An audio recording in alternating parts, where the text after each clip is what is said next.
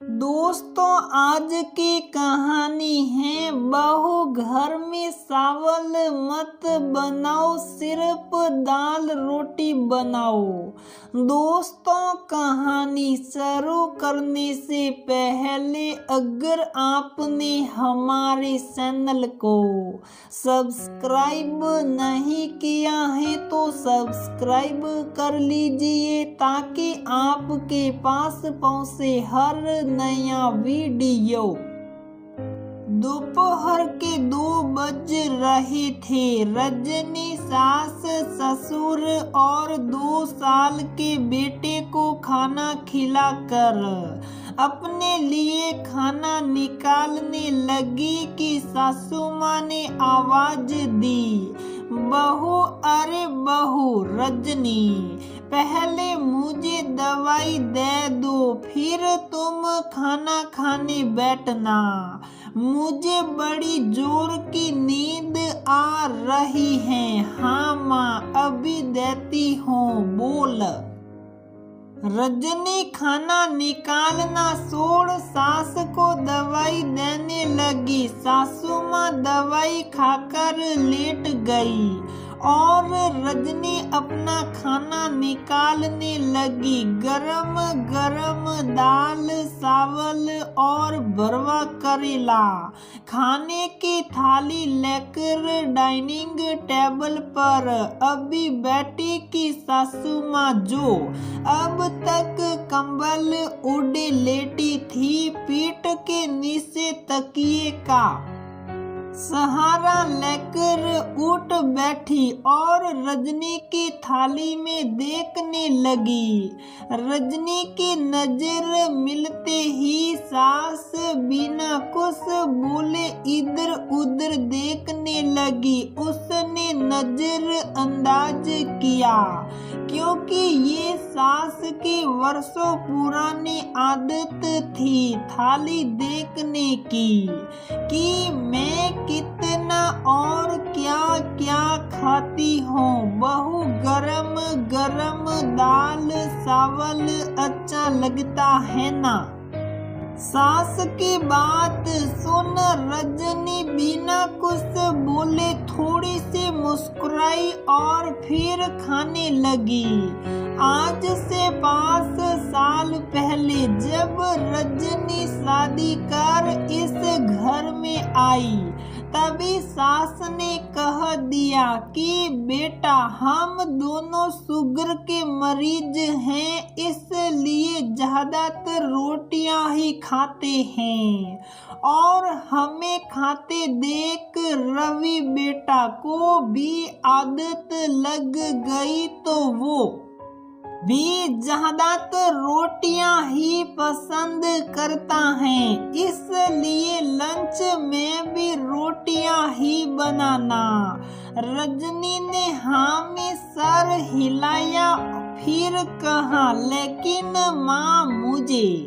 अरे तुम्हें चावल खाना पसंद है तो अपने लिए बना लो, कोई बात नहीं। रजनी की बात पूरी होने से पहले ही सास ने कहा, नहीं माँ, मैं रोटी भी खाती हूँ, लेकिन लंच में मुझे चावल खाना पसंद है तो तुम बना लेना अपने लिए। तब से रोज रजनी दोपहर को सास ससुर के लिए रोटियां बनाते समय कुकर में थोड़ा सा चावल अपने लिए भी बना लेती हैं ताकि गर्म रहे, क्योंकि उसे ठंडा चावल खाना बिल्कुल पसंद नहीं। सासू माँ ने कह तो दिया, लेकिन जब भी रजनी खाना खाने बैठती सास जरूर थाली देखती और कुछ न कुछ जरूर बोलती।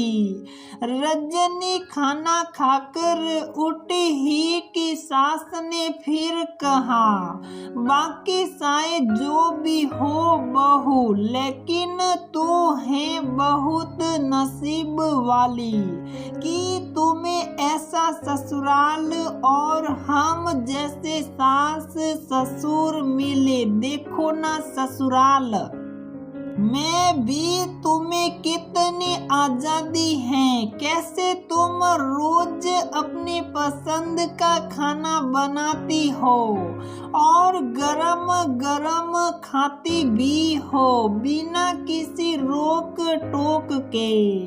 कैसे तुमने आते ही रसोई अपने हाथों में लिया और अपने पसंद से सब करने लगी। ऐसा तो हमें कभी नसीब नहीं हुआ। क्या मजाल कि कभी मैं अपने पसंद का कुछ बनाया हो और गरम खाना खाने को मिला हो। रोज सारा काम अकेले करो, फिर सबको खाना खिलाकर अंत में बसा खुसा खाना मैं खाती थी, वो भी शांति से नहीं। सास दो चार बातें जरूर सुनाती थी, हमेशा कहती घर मेरा है, रसोई भले ही तुम बनाओ लेकिन मर्जी मेरी ही चलेगी। मैं जो बोलूंगी वही बनेगा, तुम अपनी चलाने की कोशिश मत करना। क्या रवि के पापा सही बोल रही हो ना? बगल में सोफे पर अखबार में नजर गड़ाए ससुर जी ने हाँ में सर हिलाया।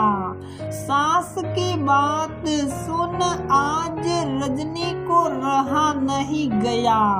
माँ जी क्या आपको मेरा गरम खाना खाना अच्छा नहीं लगता? क्योंकि ये रोज की बात है। मैं जैसे ही खाने की थाली लेकर बैठती हूँ आप मेरी थाली जरूर देखती हो और कुछ न कुछ बोलती ही हैं।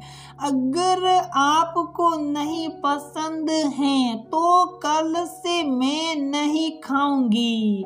अरे मैंने तुम्हें क्या कहा जो तिल जैसी बात को तार कर रही हो? मैं तो बस अपनी बातें रखी जो मेरे साथ हुआ है और जहादा कुछ कहा। बोलो, देख रहे हैं रवि के पापा, आप भी सामने ही बैठे हैं। मैंने कुछ गलत कहा जो ये नाराज हो गई। खैर आजकल की बहू में सहनशीलता कहाँ है। एक हम थे जो सास की 100 ताने सुनकर भी उप तक नहीं करती थी। मेरे जैसे ससुराल और सास मिलती तब पता चलता तुम्हें, लेकिन कहते हैं ना नसीब अपना अपना। माँ जी ताने तो आप भी मुझे देती हैं और मैं भी सारा काम अकेले करती हूँ बिना आपकी मदद के, और एक बार उप तक नहीं करती। फिर आप हमेशा अपनी तुलना मुझसे क्यों करती रहती हैं? आप बरसों पहले ससुराल में सबको खिलाकर अंत में खाना खाती थी और मैं आज भी करती हूँ। फिर क्या अंतर है तब में और अब में? फिर जब मैं सबको गरम गरम और सबके पसंद का बनाकर खिलाती हूँ तो मेरे खाने से इतनी समस्या क्यों?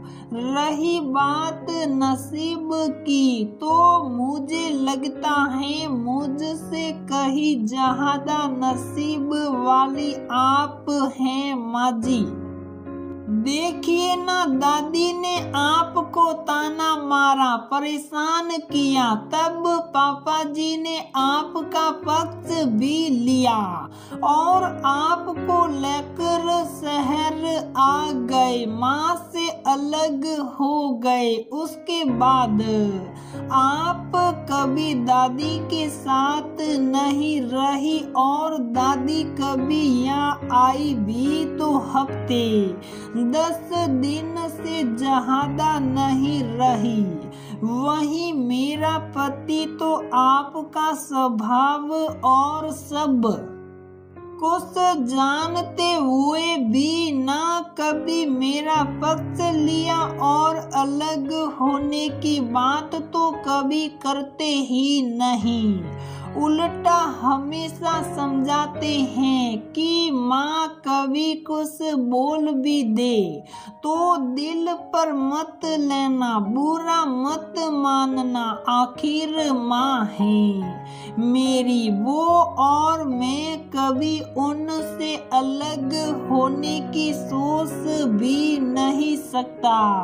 तो हुई ना आप नसीब वाली। सुन रहे हैं रवि के पापा, बहू कैसी बातें कर रही हैं, एक छोटी सी बात को कहां से कहां ले जा रही हैं। बात तो सही कह रही हैं और तुम सच में बहू से ज्यादा नसीब वाली हो, क्योंकि जब मैंने माँ को तुम्हें ताना मारते हुए सुना तो मैंने माँ को समझाया भी और तुम्हें लेकर वहाँ से शहर आ गया, पर तुम्हारा बेटा तो सब कुछ जानते हुए भी पत्नी का साथ ना देकर तुम्हारा साथ दे रहा है। तो तुम हुई ना नसीब वाली। क्या ये कैसी बातें कर रही हैं आप? अरे छोड़ो ना, क्यों बात का बतंगड़ कर रही हो? बहू घर का सारा काम करती है, हम दोनों को समय से चाय नाश्ता खाना दवाई सब कुछ दे रही हैं, हर समय तुम्हारी सेवा के लिए तत्पर रहती हैं। तुम्हें और क्या चाहिए? वो जो खाती हैं जैसे खाती हैं खाने दो। अगर उसे गरम खाना खाना पसंद है तो खाने दो। तुम्हें क्या समस्या है? तुम तो बना कर नहीं देती उसे।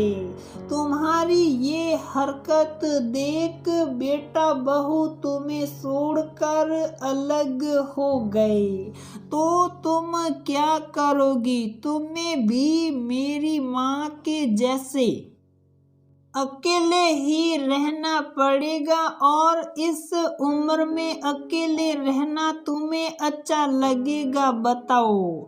फिर तुम भी वही गलतियां कर रही हो जो मेरी माँ ने की। पति की बात सुनते ही वह चुप हो गई, फिर कंबल ओढ़ लेटते हुए बोली, अरे बहू ये तुम्हारा घर है, तुम्हें जैसे रहना है रहो, मुझे तो बस समय से खाना और सेवा से मतलब है, बाकी तुम्हारी मर्जी। और हाँ, मेरी कही बातों को दिल पर मत लेना। आज के बाद मैं तुम्हें कुछ नहीं बोलूंगी। इतने सालों में ससुर जी को पहली बार बहू का पक्ष लेते हुए और पत्नी को समझाते हुए देख रजनी को बहुत आश्चर्य हुआ और उससे भी बड़ी बात की सास को बात समझ में भी आ गई। ये देख रजनी को अच्छा लगा और वो सास ससुर की ओर देखते हुए मुस्कुरा पड़ी।